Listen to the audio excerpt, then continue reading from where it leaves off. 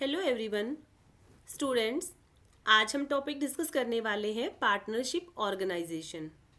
तो हम टॉपिक की तरफ बढ़ने से पहले एक बार थोड़ा सा पिछला रिवीजन ले लेते हैं। पिछले टॉपिक्स में आपने एक टॉपिक पढ़ा सोल प्रोप्राइटरशिप का या एकाकी व्यापार। एकाकी व्यापार क्या होता है? एकाकी व्यापार में एक व्यक्ति पैसा लगाता है और वही बिजनेस को चलाता है, वही मैनेजमेंट करता है। सारे कार्य एक व्यक्ति के द्वारा किए जाते हैं। एम्प्लॉयज़ अपने अंडर वो रख सकता है। तो आपने ये सारी जो कैरेक्टरिस्टिक्स थी सोल प्रोप्राइटरशिप की, उसके बारे में आपने पढ़ा। तो इसके बाद हम ये देखते हैं कि एक सोल प्रोप्राइटरशिप या एकाकी व्यापारी जो एक व्यक्ति बिजनेस कर रहा है, यदि वो अपने बिजनेस को एक्सपेंड करना चाहे, अपने व्यवसाय का विस्तार करना चाहे, तो उसके सामने कुछ समस्याएं आती हैं। ठीक है, तो क्या समस्या आएगी? पहला, जो बिजनेस वो कर रहा है उसके लिए उसे क्या चाहिए? पैसा चाहिए। तो एकाकी व्यापार में तो उसका स्केल ऑफ बिजनेस या व्यवसाय का पैमाना छोटा था, तो वो पैसे का प्रबंध आसानी से कर सकता था। अपने फ्रेंड से लेकर, बैंक से लोन लेकर, इस प्रकार से उसकी आवश्यकता पूरी हो जाती थी। लेकिन उसके सामने एक बहुत अच्छी अपॉर्चुनिटी है व्यवसाय को आगे और बढ़ाने की। लेकिन समस्या क्या है कि जो फाइनेंस है, पैसा है, वित्त कहाँ से आएगा? तो ये समस्या उसके सामने आती है। दूसरा, व्यवसाय, इस पिक्चर में आप देख रहे हैं कि व्यवसाय को विस्तार करने के लिए अब वो अकेला व्यक्ति इनफ नहीं है। अकेला व्यक्ति सारे व्यवसाय को नहीं संभाल पाएगा, वो थक जाएगा उस काम को करते करते। और पूरा इतना बड़ा बिजनेस है, क्योंकि व्यवसाय का पैमाना बढ़ जाएगा, तो अकेला वो कैसे उस बिजनेस को संभाल सकता है? ये समस्याएं उसके सामने आती है। अब वो विचार करता है कि मुझे अपने व्यवसाय को कैसे एक्सपेंड करना है, किस प्रकार से मैं अपने व्यवसाय को और ज़्यादा बढ़ाऊं, क्योंकि उसको अपॉर्चुनिटी उसके सामने है, लेकिन जो लिमिटेशंस हैं अब वो उनको कैसे दूर करेगा, देखते हैं। तो हम बढ़ते हैं स्टेप 2 पर। आपने शायद सुना भी होगा इंडियन पार्टनरशिप एक्ट 1932 के बारे में। ठीक है, तो टॉपिक की तरफ आते हैं। पार्टनरशिप ऑर्गेनाइजेशन, आज का जो हमारा टॉपिक है साझेदारी संगठन। तो अब देखिए, इसको अपने समस्या का समाधान मिल गया। इसको अब ये पता चला कि भाई अकेले मेरे पास इतना सब कुछ नहीं है। यदि मैं किसी को अपने साथ में लगा लूँ, एक व्यक्ति को और मैं अपने साथ या एक से ज़्यादा व्यक्तियों को अपने साथ मिलाकर मैं बिजनेस को करूँ, तो मेरे पास बहुत सारा पैसा भी होगा, मैनेजमेंट करने के लिए व्यक्ति भी होंगे, तो इन सारी समस्याओं का समाधान उसे मिल जाता है। तो हमारा जो आज का टॉपिक है बच्चों, पार्टनरशिप ऑर्गेनाइजेशन। तो सबसे पहले हम मीनिंग ऑफ पार्टनरशिप, साझेदारी का अर्थ क्या है, इसके बारे में हम जानेंगे। साझेदारी का अभिप्राय व्यवसायिक संगठन के ऐसे प्रारूप से है जिसमें दो या दो से अधिक व्यक्ति स्वेच्छा से, स्वेच्छा मीन्स अपनी इच्छा से, किसी भी वैधानिक का अर्थ क्या होता है? लीगल बिजनेस, जो गैर कानूनी ना हो, उस व्यवसाय को चलाने के लिए सहमत होते हैं। व्यवसाय में सभी पूंजी लगाते हैं, प्रबंधकीय योग्यता का सामूहिक प्रयोग करते हैं और लाभ हानि को आपस में बांटते हैं। तो ये मीनिंग है हमारी पार्टनरशिप। साझेदारी में दो या दो से ज़्यादा व्यक्ति होंगे। यदि एक व्यक्ति बिजनेस कर रहा है तो उसको एकाकी व्यापारी कहेंगे। जहाँ दो या दो से अधिक व्यक्ति मिलकर किसी बिजनेस को करते हैं, तो वहाँ पर ही हमारा क्या बन जाएगी? ये पार्टनरशिप या साझेदारी। और इसमें ये सभी पूंजी लगाते हैं व्यवसाय में और अपनी योग्यता का सभी प्रयोग करेंगे। लाभ हानि जो भी बिजनेस का होगा उसको ये आपस में बांटेंगे। नेक्स्ट है डेफिनेशन ऑफ पार्टनरशिप। परिभाषा की तरफ यदि हम जाएं तो भारतीय साझेदारी अधिनियम 1932 की धारा 4 के अनुसार साझेदारी उन व्यक्तियों के मध्य एक संबंध है जिन्होंने ऐसे व्यवसाय के लाभ को परस्पर बांटने का समझौता किया है जिसे वे सब चला रहे हैं या उनकी ओर से कोई एक चला रहा है। तो ये पार्टनरशिप एक्ट के अनुसार हमारी जो डेफिनेशन है वो दी हुई है कि साझेदारी एक संबंध है, किसके मध्य में? व्यक्तियों के मध्य में। कौन से व्यक्तियों में? जिन्होंने ऐसे व्यवसाय के लाभ को बांटने का समझौता किया है जिसको वो मिलकर चलाएंगे। देखिए, ये आवश्यक नहीं है कि सभी व्यवसाय को मिलकर चलाएं। 4 मान लीजिए पार्टनर हैं, उनमें से ABCD 4 पार्टनर हैं। ए जो है वो B, C और D की तरफ से बिजनेस को चला सकता है। जो B, C और D है वो बिजनेस में पूंजी तो लगा देते हैं, लेकिन व्यवसाय को चलाने का कार्य केवल A भी कर सकता है। तो ये हमारी डेफिनेशन है। अब हम चलते हैं स्टेप 3 की तरफ, जिसमें कि हमें क्या दिया होगा, types and characteristics of partnership. तो स्टूडेंट्स देखिए, साझेदारी के आवश्यक लक्षण या इसकी विशेषताएं कौन कौन सी है। तो सबसे पहले हम आते हैं वैधानिक लक्षण के ऊपर। 2 विशेषताएं इसकी हैं, वैधानिक और सामान्य। वैधानिक लक्षण क्या है इसके? एक सबसे पहला पॉइंट है, उसमें एक से अधिक व्यक्तियों का होना, एक से ज़्यादा होनी चाहिए, मिनिमम 2 और मैक्सिमम, अब देखते हैं मैक्सिमम संख्या कितनी होनी चाहिए। यदि एक व्यक्ति है तो सोल प्रोप्राइटरशिप कहलाती है। एक से ज़्यादा 2 व्यक्ति और साझेदारी में कम से कम 2 व्यक्ति, और मैक्सिमम देखें कितना है इसमें। तो साझेदारों की संख्या है 2 तो न्यूनतम होनी चाहिए, और अधिकतम कितनी होनी चाहिए? 50। तो ये साझेदारी में साझेदारों की संख्या कम से कम 2 और अधिकतम 50 से अधिक व्यक्तियों का होना। यदि एक व्यक्ति व्यवसाय कर रहा है वो तो एकाकी व्यापार में ही आ जाएगा। एक से अधिक व्यक्ति जहाँ व्यवसाय करें उसे हम साझेदारी कहते हैं। तो एक से अधिक व्यक्ति होने चाहिए। दूसरा, व्यवसाय का होना। 2 व्यक्ति तो मान लीजिए 2 फ्रेंड्स आपस में इकट्ठे हो जाते हैं, वहाँ भी व्यक्ति 2 या 2 से ज़्यादा है, लेकिन यदि वो उनके बीच में कोई व्यवसाय के लिए वो इकट्ठे नहीं हुए हैं तो उसे साझेदारी नहीं कहा जाएगा। तो क्या होना ज़रूरी है? व्यवसाय का होना आवश्यक है। तीसरा पॉइंट है अनुबंधित संबंध। ये जितने भी साझेदार होंगे, 2 या 2 से अधिक जितने भी साझेदार हैं, इनके बीच में क्या होता है? एग्रीमेंट, अनुबंध होता है। कुछ शर्तें निर्धारित होती हैं, तो उसे क्या कहा जाता है? इनका जो संबंध है वो कैसा होता है? अनुबंधित। उसके पश्चात उद्देश्य लाभ कमाना तथा आपस में बांटना। हमने देखा कि 2 या 2 से अधिक व्यक्ति इकट्ठे हो गए, और किस लिए इकट्ठे हुए हैं? व्यवसाय को करने के लिए।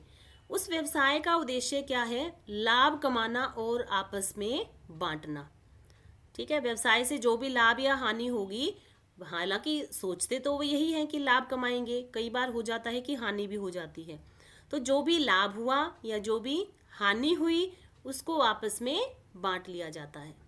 नेक्स्ट है स्वामी एवं एजेंट का संबंध।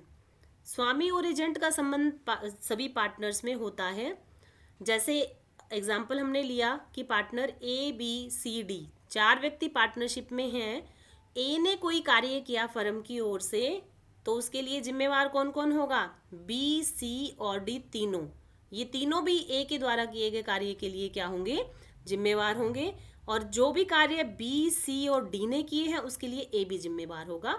तो साझेदारों का जो आपस में संबंध होता है कैसा होता है? स्वामी का और एजेंट का। अब हम आते हैं सामान्य लक्षण। सामान्य लक्षण क्या होते हैं साझेदारी के? सबसे पहला, सीमित दायित्व। साझेदारी में जो दायित्व होता है वो कैसा होता है? सीमित होता है। ठीक है, जितना उनका हिस्सा है वहीं तक उनका जो दायित्व है वो सीमित है। उससे ज़्यादा पार्टनर से जो पैसा है वो नहीं मंगवाया जा सकता। दूसरा इसमें आ जाता है पृथक अस्तित्व नहीं। साझेदारी और साझेदारों का जो अस्तित्व है वो पृथक नहीं माना जा सकता। इनका अस्तित्व एक ही है, अलग अलग नहीं है। इसके पश्चात थर्ड पॉइंट में अत्यंत सद्विश्वास का होना। बच्चों, जितने भी साझेदार आपस में मिलकर काम करते हैं उनके बीच में क्या होना आवश्यक है? विश्वास होना ज़रूरी है। यदि एक दूसरे पर विश्वास ही नहीं करेंगे तो वहाँ पर व्यवसाय में भी हानि होने की भी संभावना है। तो प्रत्येक साझेदार को जो भी व्यवसाय से संबंधित व्यवसाय की हित की जो भी बातें हैं आपस में उनको उनको आपस में निर्धारित करनी होती है, और आपस में उनका विश्वास होना चाहिए। यदि विश्वास होगा आपस में तभी वो व्यवसाय में लाभ कमा पाएंगे। तो एक विश्वास का संबंध होता है। सारे पार्टनर्स के बीच में क्या होना आवश्यक है? सद्विश्वास होना चाहिए। नेक्स्ट पॉइंट आ जाता है साझेदारी में अपने हित के हस्तांतरण पर रोक। साझेदारी में साझेदार अपने हित का हस्तांतरण नहीं कर सकता, अगर दूसरे पार्टनर की सहमति से वो ऐसा कर सकता है। यदि दूसरे साझेदार उसको ऐसा करने के लिए वो सहमत हो जाते हैं, अन्य पार्टनर्स जो हैं, तो वो ऐसा कर सकता है, नहीं तो नहीं कर सकता। बच्चों, इसके बाद हम आते हैं साझेदारी के प्रकार। कितने प्रकार की होती है? तो सबसे पहला इसमें आ जाता है सामान्य तथा सीमित साझेदारी। सामान्य साझेदारी में साझेदार का जो दायित्व है वो कैसा होता है? असीमित। और सीमित साझेदारी में साझेदार का दायित्व कैसा होगा? सीमित होगा। दूसरी आ जाती है ऐच्छिक तथा विशेष साझेदारी। ऐच्छिक साझेदारी कौन सी होती है? जहां पर पार्टनर्स अपनी इच्छा से बिजनेस को करने के लिए इकट्ठा हुए और अपनी इच्छा से ही वो व्यवसाय को छोड़ सकते हैं, बंद कर सकते हैं। लेकिन विशेष साझेदारी में क्या होगा? किसी विशेष उद्देश्य के लिए उन्होंने व्यवसाय की स्थापना की और जैसे ही व्यवसाय का उद्देश्य पूरा हो जाता है, वो विशेष उद्देश्य व्यवसाय को का प्राप्त हो जाता है, तो सभी साझेदार जो है साझेदारी वहाँ पर समाप्त हो जाएगी। ऐच्छिक में उनकी इच्छा है, वो जब मर्जी व्यवसाय को चला सकते हैं, जब मर्जी अपनी उसको बंद कर सकते हैं फर्म को। थर्ड पॉइंट आ जाता है इसमें वैध तथा अवैध साझेदारी। बच्चों, साझेदारी में रजिस्ट्रेशन कराना अनिवार्य नहीं है, करा सकते हैं और नहीं भी। लेकिन अगर रजिस्ट्रेशन नहीं भी कराया तो जो साझेदारी का व्यवसाय है वो साझेदारी अधिनियम के प्रावधानों के अनुसार ही चलना चाहिए। गैर कानूनी व्यवसाय को करने के लिए व्यवसाय को स्थापित नहीं किया जा सकता। यदि व्यवसाय 1932 साझेदारी अधिनियम 1932 के अनुसार है तो वो कैसा है? उसके प्रोविजन के अनुसार यदि चल रहा है तो व्यवसाय साझेदारी कैसी कहलाएगी? वैध साझेदारी। यदि व्यवसाय किसी इल्लीगल बिजनेस को करने के लिए किया जाए, साझेदार इकट्ठा होते हैं किसी इल्लीगल बिजनेस को करने के लिए, या साझेदारों में शत्रु देश का कोई व्यक्ति मिला हुआ है साझेदारी में, तो वो भी कैसी हो जाएगी? साझेदारी अवैध हो जाएगी। तो ये हमारी क्या है? वैध तथा अवैध साझेदारी। ठीक है, तो व्यवसाय का उद्देश्य कैसा हो?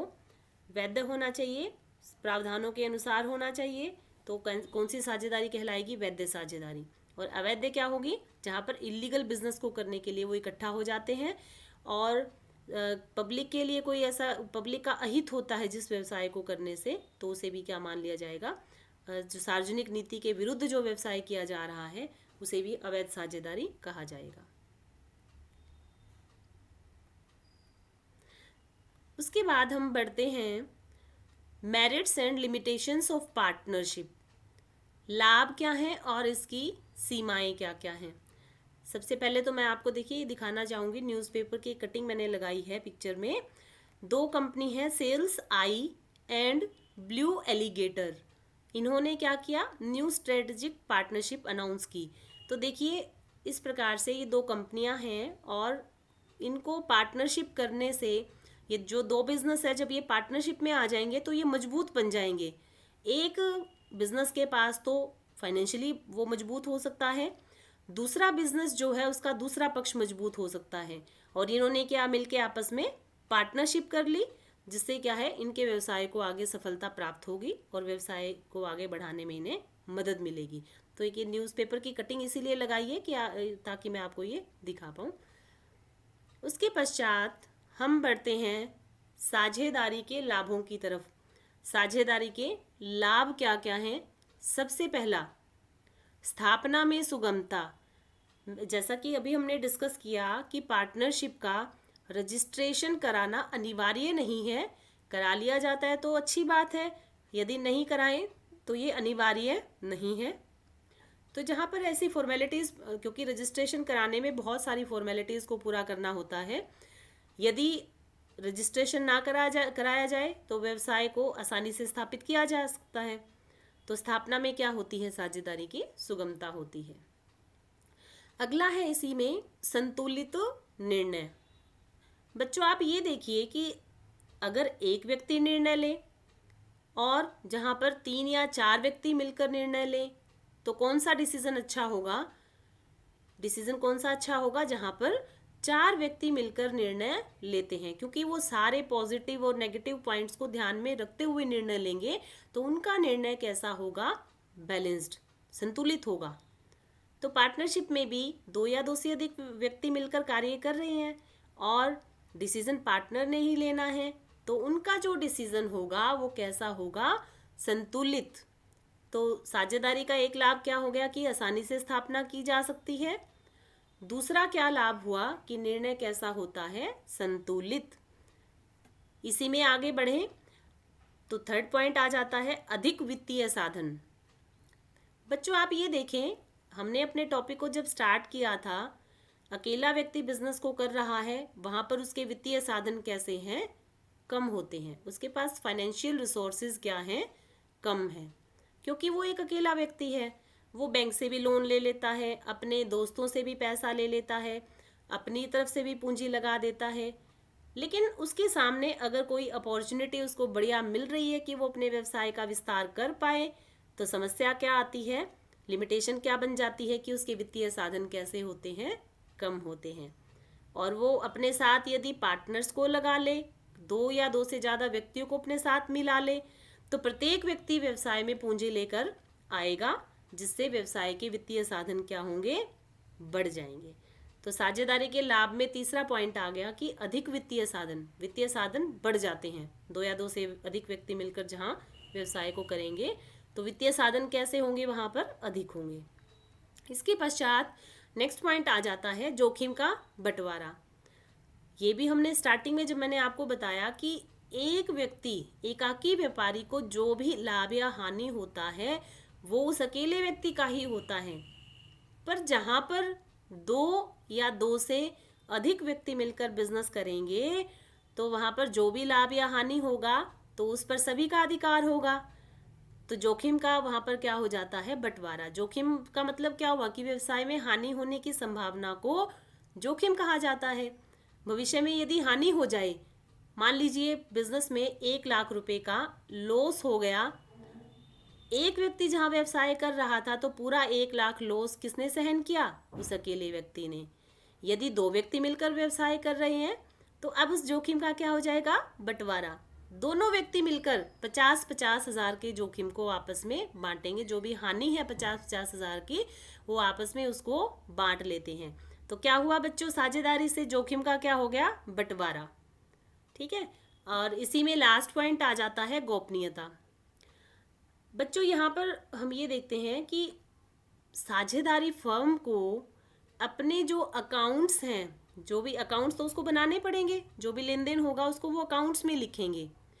उन लेन देनों के जो जब उसने अकाउंट्स में लिखा, जिन खातों में लेन देन को लिखा गया है उसको जनता के सामने प्रस्तुत करना नहीं पड़ता। जनता के सामने वो खाते दिखाने की आवश्यकता नहीं है। तो इससे जो भी व्यवसाय की बातें हैं वो केवल साझेदारों तक ही रहती हैं, जनता को उनके बारे में कोई पता नहीं चलता। तो साझेदारी में क्या फायदा हुआ? गोपनीयता बनी रहती है, आम जनता को व्यवसाय के बारे में कुछ भी पता नहीं चलता। तो प्यारे बच्चों, साझेदारी के लाभ हमने पढ़े कि स्थापना में सुगमता, आसानी से हम बिजनेस शुरू कर सकते हैं। संतुलित निर्णय, 3-4 व्यक्ति जहां मिलकर निर्णय लेंगे वो कैसा होगा? संतुलित, बैलेंस डिसीजन होगा। वित्तीय साधन कैसे होंगे? अधिक होंगे। एक व्यक्ति से ज्यादा अगर मिलकर पैसा लगा रहे हैं, जितने व्यक्ति ज्यादा होंगे, 2 व्यक्ति हैं तो वित्तीय साधन बढ़ गए, 3 है तो और ज्यादा बढ़ गए, 4 व्यक्ति हैं तो और ज्यादा। तो वित्तीय साधन कैसे होते हैं? साझेदारी में अधिक होते हैं। इसके पश्चात मैंने आपको उदाहरण देकर समझाया कि जो हानि हुई, अगर अकेला व्यक्ति है, एकाकी व्यापारी है, 1 लाख की हानि उसी को वहन करनी पड़ेगी। यदि साझेदार हैं तो हानि बांट ली जाती है, हानि का क्या हो जाता है? बंटवारा हो जाता है। फिर इसके पश्चात मैंने बताया कि साझेदारी फर्म को अपने खाते जनता के सामने प्रस्तुत करने की आवश्यकता नहीं है, जिससे क्या बनी रहती है? व्यवसाय की गोपनीयता। आम जनता को इसके बारे में पता नहीं चलता कि व्यवसाय में क्या हो रहा है, क्या नहीं। तो ये साझेदारी के लाभ थे, मेरिट्स थी। अब हम आते हैं लिमिटेशंस की तरफ। साझेदारी की सीमाएं कौन कौन सी हैं? कुछ लिमिटेशंस यहाँ पर भी हैं साझेदारी में भी। पहला है इसमें असीमित दायित्व। असीमित दायित्व का अर्थ क्या होता है कि मान लीजिए फर्म बंद हो गई और फर्म ने अपने लेनदारों को पैसा चुकाना है, लेकिन फर्म को हानि हो रही थी, पिछले कुछ सालों से फर्म को हानि हो रही थी जिसकी वजह से फर्म को बंद किया गया। लेकिन जो थर्ड पार्टी है, जो व्यवसाय ने बाहर के व्यक्तियों को जो पैसा देना है वो तो देगी ही फर्म, लेकिन इतना पैसा फर्म के पास नहीं है। तो फर्म क्या करती है, साझेदारों से पैसा मंगवा कर उस लायबिलिटी का भुगतान या उस दायित्व का भुगतान करती है। तो देखिए पार्टनर का जो हिस्सा बिजनेस में था उससे ज़्यादा पार्टनर को अपनी पर्सनल एसेट से भी पैसा लाकर फर्म को देना पड़ गया। तो क्या हुआ, उसकी लायबिलिटी कैसी हो गई, अनलिमिटेड, कि यदि कोई बिजनेस में हानि हो रही है और लायबिलिटीज़ की पेमेंट के लिए पैसा चाहिए तो उसको अपनी प्राइवेट जो एसेट्स हैं उनसे भी पैसा देना पड़ सकता है। साझेदारी की सीमाओं में नेक्स्ट पॉइंट है सीमित साधन। जैसे एकाकी व्यापारी के पास वित्तीय साधन कैसे थे, लिमिटेड थे। जब उसने अपने साथ 2 या 2 से अधिक व्यक्तियों को मिला लिया तो उसके जो साधन है, फाइनेंशियल रिसोर्सेज हैं, वो क्या हो गए, इंक्रीज हो गए। लेकिन आप ये देखें कि अब ये पार्टनर्स जो हैं ये अपने व्यवसाय को और ज़्यादा, क्योंकि इनके पास एक और अपॉर्चुनिटी है कि ये इनके सामने और रास्ते हैं कि बिजनेस और ज़्यादा बढ़ा सकते हैं। लेकिन अब मान लीजिए 5 पार्टनर हैं, ठीक है, तो पांचों ने पूंजी भी लगा दी, अपने रिश्तेदारों से भी पैसा ले लिया, अपने फ्रेंड से भी पैसा ले लिया और इन्होंने बैंक से भी लोन ले लिया। उसके बावजूद जिस लार्ज स्केल पर ये बिजनेस करना चाहते हैं उतना रिसोर्सेज, उतने फाइनेंशियल जो संसाधन है वो इनके पास नहीं है। तो इनके साधन कैसे हैं, सीमित। जो भविष्य में और इनको अवसर दिखाई दे रहे हैं उनका बेनिफिट ये अब नहीं ले पाएंगे, क्योंकि इनके पास फाइनेंशियल रिसोर्सेज, जितने व्यक्ति पार्टनर्स हैं वहीं तक लिमिटेड हैं इनके रिसोर्सेज। इसके बाद समन्वय का अभाव। बच्चों हम ये देखते हैं कि जहाँ पर 2 या 2 से अधिक व्यक्ति मिलकर काम करेंगे तो प्रत्येक व्यक्ति का सोचने का तरीका, प्रत्येक व्यक्ति के काम करने का तरीका क्या होता है, अलग होता है। तो और बिजनेस को यदि हम बहुत ज़्यादा बढ़ाना चाहते हैं, हम चाहते हैं बिजनेस में प्रॉफिट्स हों, तो क्या होना चाहिए, सभी पार्टनर्स के बीच में कोऑर्डिनेशन या समन्वय का होना आवश्यक है। लेकिन अभी बताया कि भी जहाँ पर इतने व्यक्ति मिलकर काम करेंगे, बिजनेस को चलाएंगे, तो मतभेद होने की संभावना बनी रहती है, तो हानि होने की संभावना, जहाँ इतने व्यक्ति मिलकर बिजनेस करेंगे तो उनके बीच में समन्वय का अभाव हो सकता है। नेक्स्ट पॉइंट है निरंतरता का अभाव, कॉन्टिन्यूटी। मान लीजिए साझेदार 4 या 5 साझेदार मिलकर बिजनेस कर रहे थे, या आप ये माने कि 2 पार्टनर बिजनेस कर रहे थे मिलकर आपस में, और एक पार्टनर फर्म को छोड़कर चला गया या उसकी डेथ हो जाती है, तो क्या होगा, पार्टनरशिप फर्म क्या हो जाएगी, बंद हो जाएगी। वो जो एक रिमेनिंग पार्टनर है, बचा हुआ एक पार्टनर है, फिर तो वो एकाकी व्यापारी ही रहेगा, ठीक है। अब उसकी मर्जी है वो व्यवसाय को आगे चलाए या फिर व्यवसाय को बंद कर दे। तो कॉन्टिन्यूटी जो है वो खत्म हो जाएगी वहाँ पर। पार्टनर्स में से यदि एक भी छोड़कर चला जाए तो उससे क्या होगा, फर्म अब उसमें कॉन्टिन्यूटी नहीं रहती, निरंतरता का क्या रहता है, उसमें अभाव रहता है। अगला है जनता के विश्वास का अभाव। अभी पिछले पॉइंट्स में हमने इसके लाभों में देखा था कि जनता के सामने इनको अपने खाते प्रस्तुत करने की आवश्यकता नहीं है, तो जनता को तो कुछ पता ही नहीं है कि साझेदारी फर्म में प्रॉफिट हो रहे हैं, लॉस हो रहे हैं या क्या कुछ है, कुछ भी जनता को इसके बारे में नहीं पता। तो जनता का क्या होता है, ऐसे साझेदारी फर्म में उनका विश्वास कम होता है, उनको कोई नॉलेज उसके बारे में नहीं है कि साझेदारी फर्म कैसा काम कर रही है, कितने प्रॉफिट्स हो रहे हैं, प्रॉफिट्स का ट्रेंड क्या है, प्रवृत्ति क्या है, पिछले कुछ सालों में प्रॉफिट इंक्रीज हुए हैं या डिक्रीज हुए हैं। अब मान लीजिए फर्म जनता से, मतलब फर्म जो है वो लोन लेना चाहे, तो जो लोग हैं उनको पता नहीं है फर्म के बारे में कि वो अच्छी है, अच्छा काम कर रही है कैसे, या फाइनेंशियल पोजीशन कैसी है, फर्म की एसेट्स कैसी हैं, फर्म की लायबिलिटीज़ कितनी हैं, कुछ नहीं पता। तो वहाँ पर जब जनता का विश्वास नहीं है तो कहीं ना कहीं कुछ सीमाओं का सामना फर्म को, कुछ लिमिटेशंस जो हैं फर्म के सामने आ जाती हैं। जनता विश्वास नहीं करती तो व्यवसाय को ये चीज़ें सहन करनी पड़ती हैं। उसके बाद आपके लिए एक छोटा सा मैसेज, प्यारे बच्चों।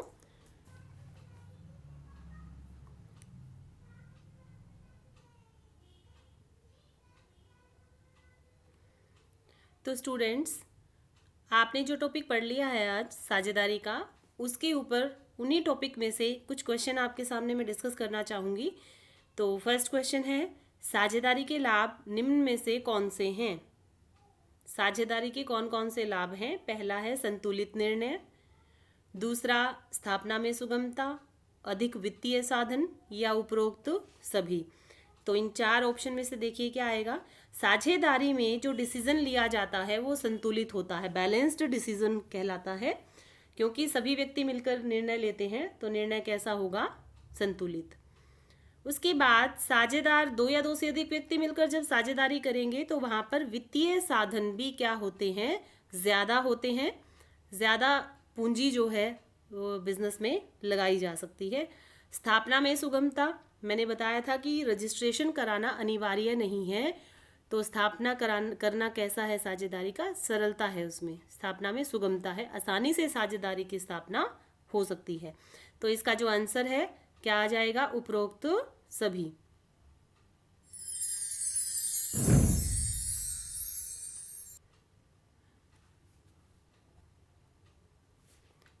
अब नेक्स्ट क्वेश्चन, एकाकी व्यवसाय में व्यवसाय पर कितने व्यक्तियों का स्वामित्व होता है? एकाकी व्यवसाय यानी कि सोल प्रोप्राइटरशिप में कितने व्यक्तियों का स्वामित्व होता है? तो एकाकी व्यापार में तो एक ही व्यक्ति जो है वो स्वामी होता है, तो आंसर है आपका 1। नेक्स्ट क्वेश्चन है, भारतीय साझेदारी अधिनियम कौन सा है? तो आपके सामने दिए हुए हैं 1932, 1962, 1986 और 1912। तो भारतीय साझेदारी अधिनियम हमने पढ़ा अपने टॉपिक में, कौन सा है? 1932। नेक्स्ट क्वेश्चन है, साझेदारी की सीमाएं कौन सी हैं? साझेदारी की सीमाओं में सीमित साधन, जनता के विश्वास का अभाव, उपरोक्त दोनों, या फिर कोई नहीं। तो साझेदारी की सीमाओं में हमने पढ़ा था कि सीमित साधन, जब साझेदार अपने व्यवसाय को एक अच्छे लेवल पर एक्सपेंड करना चाहें, बड़े पैमाने का व्यवसाय करना चाहते हैं, तो वहाँ पर वित्त के जो साधन है वो कैसे हो जाते हैं? सीमित। जनता के विश्वास का अभाव, ये भी हमने डिस्कस किया था। जो खाते हैं साझेदारी के वो जनता के सामने प्रस्तुत नहीं किए जाते, जिससे जनता को व्यवसाय के बारे में कोई भी जानकारी नहीं होती, तो जनता का उस व्यवसाय पर इतना विश्वास नहीं बन पाता। तो दोनों पॉइंट आ जाएंगे साझेदारी की सीमाओं में, तो आंसर है हमारा उपरोक्त दोनों। नेक्स्ट क्वेश्चन आ जाता है बच्चों, साझेदारी में साझेदार का दायित्व कैसा होता है? हमें ये नहीं बताया हुआ कि साझेदारी कौन सी है, तो हम इसको सामान्य साझेदारी मानकर बात कर रहे हैं। सामान्य साझेदारी में साझेदार का दायित्व कैसा होता है? सीमित, असीमित, उपरोक्त दोनों, या फिर कोई नहीं। तो सामान्य साझेदारी में साझेदार का दायित्व कैसा होता है? असीमित। तो हमारा आंसर है असीमित।